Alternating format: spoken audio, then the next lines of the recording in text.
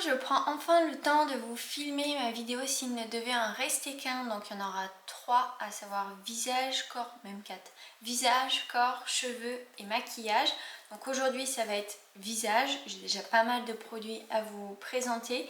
Donc je vais essayer, ça va être compliqué, de ne vous présenter qu'un produit dans chaque catégorie. Donc huile démaquillante, baume démaquillant, masque, etc. Il y a des catégories où ça va être beaucoup trop compliqué, je le sens. Donc je vais commencer avec l'huile démaquillante. J'en ai testé pas mal des huiles démaquillantes. J'ai beaucoup aimé celle de Paille Skincare, celle de Aura Organique qui sentait très très bon mais qui est un peu compliqué quand même à se procurer. Enfin bon, j'en ai testé pléthore, celle de chez Oden. Enfin, il y a déjà une playlist sur ma chaîne YouTube. Donc voilà, vous pouvez déjà savoir que j'en ai testé pas mal. Celle que je vais retenir, ça va pas être une grande surprise pour vous, ça va être l'huile démaquillante toute douce pardon, de chez Clémence et Vivien, qui est à petit prix, composition très minimaliste, une odeur d'amande, donc effectivement elle ne va pas convenir à tout le monde. Moi j'adore cette odeur d'amande. Il me suffit de 5 à 6 pompes pour vraiment tout bien démaquiller, donc vraiment gros favori, c'est déjà mon deuxième flacon. Et voilà, un best à avoir dans ma salle de bain. Côté baume démaquillant, il n'y en a pas déjà énormément qui s'émulsionnent. Et moi, c'est vraiment un critère sur lequel limite je suis intransigeante. Donc j'ai testé celui de chez LM. Même la nouvelle version ne m'a pas vraiment convenu. Bon, si je devais en retenir qu'un quand même, ce serait le Deep Reveal de chez Amelie, j'allais dire Beauty Sleep, tellement je suis dingue de la brume Beauty Sleep. Donc c'est un baume qui ne s'émissionne pas. Par contre il est floral, il est doux, il est vraiment à l'effigie de la marque Amelie. C'est vraiment une marque toute, je dirais féminine, tout en douceur. Voilà, c'est une finesse vraiment sans nom. Et ce baume est juste dingue, donc bien contente de l'avoir reçu dans le calendrier de Mon Corner B. Je ne l'ai pas encore entamé, mais vraiment, voilà. S'il pouvait s'émulsionner, ce serait encore mieux. Côté nettoyant, là aussi, j'en ai testé pas mal, des nettoyants. J'en ai retenu 2, là. En sachant qu'il y en a 2 que j'ai pas intégrés, à savoir le Let the Good Times Roll de chez Lush et la pâte nettoyante, je crois qu'elle se nomme comme ça, de chez Dr Oshka, qui je trouve sont très similaires parce que ça va être une pâte justement où on additionne d'eau et on vient masser sur le visage et ça va permettre en même temps de nettoyer mais en même temps de gommer, donc c'est un 2 en 1 très appréciable. Niveau senteur, bah forcément je préfère celle de Lush. Et au niveau rendu, je trouve qu'elles laissent toutes les deux une légère petite couche huileuse très agréable. Mais bon, il a fallu faire des choix, donc là j'en ai retenu que 2. Donc tout d'abord le Cléopâtre de chez LM, donc c'est mon deuxième flacon, c'est cette poudre qui sent très très bon, les fruits exotiques. Une petite douceur. Et puis en parlant de douceur, le Protect Plus Cleansing Meal de chez Nuori. Donc c'est un produit que j'ai découvert fin d'année 2020 et vraiment j'aurais pas pensé apprécier autant un nettoyant sous forme à crème. L'odeur est toute douce. Je vous remettrai en barre d'infos la vidéo où je décris bien le produit, où je vous le montre en application, ainsi que l'article relié pour avoir plus d'informations. Mais vraiment, c'est celui en ce moment que j'ai uniquement dans ma salle de bain, parce que là j'en avais pas mal. J'ai réduit un petit peu et il est vraiment tout doux. Il peut également servir de démaquillant. J'étais assez stupéfaite, j'y pensais pas vraiment quand je me suis tentée à l'utiliser en démaquillant, mais si, il démaquille très bien. C'est vraiment le nettoyant pour les peaux très sensibles qui veulent quelque chose de tout doux, en douceur, en rondeur, avec une légère odeur. Vraiment, c'est un très bon basique. Donc les deux sont quand même pas du tout similaires, hein. Celui-ci est en poudre et il va quand même avoir une légère action exfoliante, légère. Tandis que celui-ci il va être tout doux, il va venir nettoyer tout en douceur. Vraiment, ce qui le caractérise, c'est vraiment sa douceur. Donc voilà, côté nettoyant, c'est un petit peu compliqué d'en choisir qu'un. Côté brume, alors plutôt d'abord Hydrolat. Donc j'ai là présentement l'hydrolat de fleurs d'oranger de chez EVA. Donc vous savez pour la plupart que j'ai acheté la recharge d'1 litre tellement je l'utilise et vraiment c'est la brume, enfin l'hydrolat que j'utilise tous les matins sur un contour lavable pour me débarbouiller des petites impuretés et saletés de la nuit. Il y en a également un autre hydrolat que j'aime beaucoup, c'est celui de menthe poivrée de chez Make It Beauty que je n'ai pas présentement, mais qui est très frais et pour l'été il est très très agréable. Côté brume, alors j'en ai plusieurs, là j'en ai que 2 à vous présenter. Tout d'abord la Beauty Sleep d'Ami, mon dieu, la Velvet Hydration de chez Le Pur, la Hydrating Accelerator de chez Josh Rosebrook, ainsi que la Lio de Nua Skincare. Donc là, je pensais vraiment pas avoir 4 favoris en brume parce qu'il y a encore quelques temps, j'en utilisais pas du tout. La Lio, vraiment, autant je l'ai eu en petit format et je l'ai pas racheté, mais je l'aime vraiment. Son odeur de Blue Tansy là, c'est juste une tuerie. La Hydrating Accelerator, c'est également son odeur de plantes sucrées qui me fait chavirer. La Beauty Sleep, à l'effigie du baume démaquillant, c'est vraiment une odeur florale, mais pour le soir, elle porte tellement bien son nom, elle est juste canon. Et puis la Velvet Hydration, je l'ai testée il y a bien 2 ans maintenant, je pense. Celle-ci, elle va être top pour les peaux qui en plus sont desséchées, parce que c'est vraiment un mélange d'hydrolat et d'huile. Un peu comme celle-ci, mais encore plus. Lorsqu'on utilise la Velvet Hydration, on sent vraiment une couche bien protectrice. Donc pour les peaux qui sont sèches et ou déshydratées, pour vraiment garder et protéger le film hydrolipidique, elle est vraiment top. Si je devais en garder qu'une, franchement, ce serait compliqué, mais je vais en retenir 2. Ce serait la Beauty Sleep d'Ami, parce que celle-ci, mon dieu, et la Lio. Voilà, donc c'est assez drôle parce que ce sont les 2 brumes que je n'ai pas rachetées, la Velvet Hydration non plus, mais voilà, celle-ci c'est celle que j'ai rachetée le plus souvent. Mais vraiment la Beauty Sleep et la Lio sont juste trop canon et quand je les utilise c'est encore mieux qu'un hydrolat quoi. Je sens vraiment que ça me calme. Ensuite côté sérum, donc j'ai triché forcément, j'ai fait sérum hydratant, sérum purifiant et sérum clarifiant. Comme ça je peux vous présenter plusieurs produits. J'en ai retenu 2 dans la catégorie hydratant. Sans grande surprise, le sérum désaltérant de chez Clémence et Vivien. Celui-ci c'est un petit prix, on a une composition minimaliste, il n'a pas vraiment d'odeur, il est dit que dedans on a de l'eau florale de rose. C'est vraiment très très très léger. Ce qui est bien du coup, c'est qu'on peut le coupler avec une huile et c'est l'odeur de l'huile qui va primer. Il a une texture qui est juste canon, franchement je l'adore. C'est une texture gel, un peu siliconée, on a vraiment de quoi masser. Et puis au niveau de l'hydratation, franchement il bat celui de chez Agennateur, pour vous dire.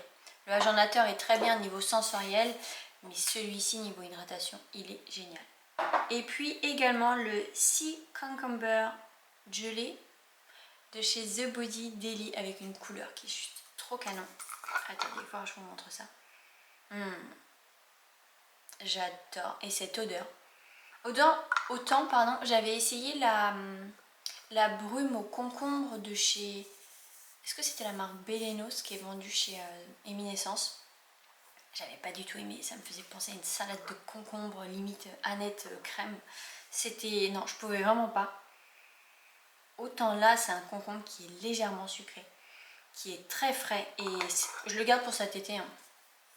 Il va être génial. Vraiment, la texture également est très enveloppante. On le sent vraiment sur la peau une fois qu'on a arrêté de le masser. On sent vraiment le film. Il est vraiment juste génial. Pour ce qui est du sérum purifiant, est-ce que vous avez un doute? L'élixir de pureté de Coco Cosmetics. forcément. C'était celui qui m'a permis de reprendre confiance en moi quant aux problèmes de peau. Je n'ai pas cherché s'il me restait, je pense qu'il doit être dans mes placards, l'élixir de pureté édition Prestige. S'il devait vraiment en rester qu'un entre les deux et que j'étais riche, hein, je prendrai l'édition Prestige parce qu'elle pourra en même temps traiter les imperfections mais en même temps hydrater. Celui-ci, il n'a pas vraiment vocation d'hydrater, donc l'autre ça fait un 2 en 1 et voilà, on peut se passer d'un hydratant si on a l'élixir de pureté en édition Prestige. Vraiment, il a fait des miracles sur ma peau, il a fait des miracles sur beaucoup d'autres peaux. Sur certaines peaux, il n'a pas eu de résultat. C'est bien navrant vu le prix déjà parce que c'est un investissement, mais vraiment sérum de dingue. Et en sérum clarifiant, là aussi, l'élixir de clarté, toujours de coco, une vraie pépite. Je l'ai terminé là il y a ces derniers jours et j'ai vu la différence en quelques jours lorsque je l'utilisais. Ma peau a vraiment changé, le grain de peau était beaucoup plus affiné, elle était beaucoup plus lisse. Donc vraiment c'est bien fait et ses résultats ne sont même plus à démontrer, il est vraiment trop canon. Côté huile, j'ai pensé à vous la dernière fois quand j'ai fait du tri parce que j'ai retrouvé ma lapis que je ne retrouvais plus dans ma vidéo Green Beauty Waste 2020 et lorsque je l'ai vue je me suis dit bah voilà, t'as pas cherché ici. Donc à vous présenter la lapis donc d'Herbivore, la biorétinol plus C Booster de chez Evolve Organic Beauty, ainsi que la parfaite d'Ernest Ernest. Donc ce sont 3 huiles que j'ai terminées cette année. Qui l'eût cru que... Enfin même moi je m'étonne à avoir terminé des huiles parce que s'il y a bien un produit que j'ai du mal à terminer, ce sont les huiles. Donc tout d'abord celle de chez Evolve qui sent le bonbon sucré. C'est juste une dinguerie avec une huile de couleur jaune qui est assez fine je trouve et qui sur ma peau va très bien agir sur la cicatrisation. Autant j'ai une peau qui est vachement clémente là-dessus parce que des boutons j'en ai eu à foison et ma peau n'a jamais marqué. Donc déjà j'ai un bon potentiel au niveau de la régénération cellulaire de ma peau. Mais voilà, lorsque j'ai des boutons, ils disparaissent pas comme ça du jour au lendemain. Par contre avec cette huile, je constate vraiment que la cicatrisation se fait beaucoup plus rapidement. La lapis d'Herbivore, mon dieu. J'ai eu un coup de cœur pour cette odeur de Blue Tansy, de jasmin, une texture fine, une couleur bleue qui était juste canon. Lorsque je mélangeais l'huile de chez Evolve et celle d'Herbivore, c'était des couleurs complémentaires, le bleu et le jaune dans la paume de main, c'était juste canon. C'est futile, oui, mais franchement c'était trop canon. Et est-ce qu'elle a eu des effets vraiment sur mon acné ? Je vous avais dit, écoutez, on verra bien ces prochaines semaines et mois, voir si j'ai une recrudescence de boutons ou autre. Franchement, je ne mettrai pas ma main à couper sur son efficacité sur les boutons, contrairement à l'élixir de pureté avec l'acide salicylique, où là, effectivement, ça agit vraiment en profondeur sur ma peau. Par contre, j'ai eu un coup de cœur pour la texture, la couleur et la senteur. C'est une huile... qui, je trouve, pour les peaux normales à grasse est juste géniale parce qu'elle n'est pas trop grasse, elle ne laisse pas un film trop costaud, manteau protecteur. Donc vraiment top. Et puis la parfaite, celle-ci c'était un beau format, enfin un beau format, 15 ml, 15 ml pour la Evolve aussi. Et la lapis, je sais pas, je crois que c'est 8 ml. La parfaite, mon dieu, une odeur de bébé. Une texture fine également. Mais cette odeur, ça sent limite un peu je sais pas, le mustela, c'est ouais, une odeur de bébé. On a plein d'huile dedans, on a de l'amande douce camélia, jojoba, d'huile de figue de barbarie, et puis après on a du citron, fleur d'oranger, ylang-ylang, enfin c'est vraiment une tuerie cette huile, vraiment. Et pareil, elle est assez fine, elle nourrit ce qu'il faut pour les peaux normales à grasse. Pour les peaux déshydratées, je ne sais pas si elle pourrait convenir. Donc voilà, 3 huiles découvertes d'ailleurs en 2020 et franchement là je crois que ça va être trop compliqué de choisir. Je les ai aimées toutes les 3, je serais vraiment très susceptible de les racheter toutes les 3. Donc là, ben ça va être toutes les trois parce que je peux pas les départager. Vraiment, j'ai gros coup de cœur pour ces huiles. Côté masque, là aussi ça va être compliqué, mais je vais tricher comme pour les sérums, je vais faire des catégories. Alors tout d'abord, côté masque hydratant, là j'ai pas tergiversé, ça sera le Aura d'Antipodes, qui est juste génial, c'est mon deuxième ou troisième tube. Donc ce masque au miel de Manuka, avec une légère odeur de vanille orangée toute douce. Je suis étonnée qu'il y ait pas mal de personnes qui ne voient pas de résultat avec ce masque. C'est bien dommage. Il est juste génial. C'est un format crème qui va être vraiment doudou pour la peau. Moi, je peux le laisser poser toute une journée limite.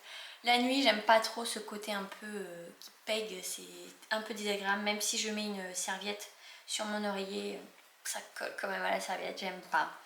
Par contre, vraiment, ce qui est bien, c'est que ça va être un 2 en 1. Il va venir hydrater et en même temps traiter les imperfections. Donc vraiment, lorsque j'ai fait par exemple un gommage qui est beaucoup trop costaud, genre celui Blueberry de chez The Body Daily, mon dieu ce masque, eh bien je dégaine celui-ci direct après pour vraiment apaiser ma peau. C'est un masque, voilà, la réputation n'est plus à faire, il est juste génial. Ensuite, côté masque, pour apporter, pour vraiment illuminer le teint, ce sera le Glow Mask de Suzanne Kaufmann.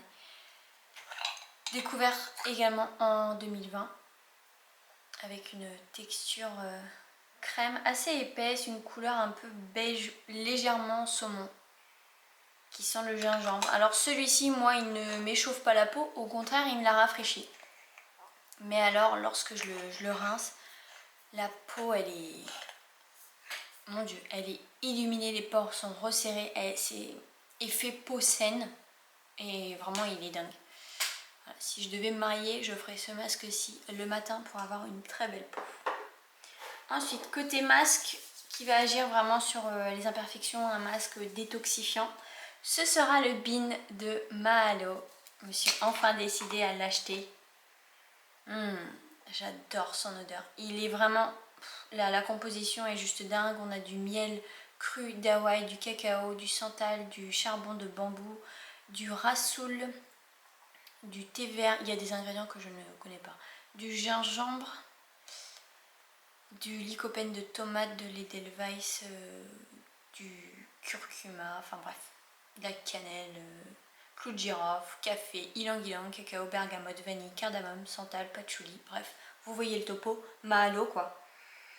Masque à appliquer sur peau humide pour faciliter l'application. Le seul point négatif, c'est que je trouve qu'il sèche quand même assez vite et moi ça me gonfle un peu de toujours me trimballer avec ma brume pour venir le réhydrater. Par contre, ce que j'aime beaucoup, c'est qu'une fois l'application terminée, on vient humidifier ses mains et on peut faire un léger gommage du coup en faisant des mouvements circulaires. Donc du coup, c'est un 2 en 1.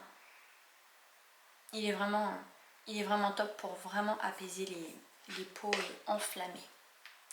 Et ensuite, celui-ci, comment je pourrais le décrire? Parce que ça va être pour moi c'est un 2 en 1.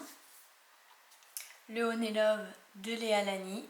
Donc j'ai bien mis une bonne petite claque à celui-ci. Il va être nettoyant et en plus gommant et masque. Le gommage, je l'utilise pas vraiment avec les petits morceaux, mais simplement avec le miel. Quand je le rince, ça fait un léger gommage qui me suffit.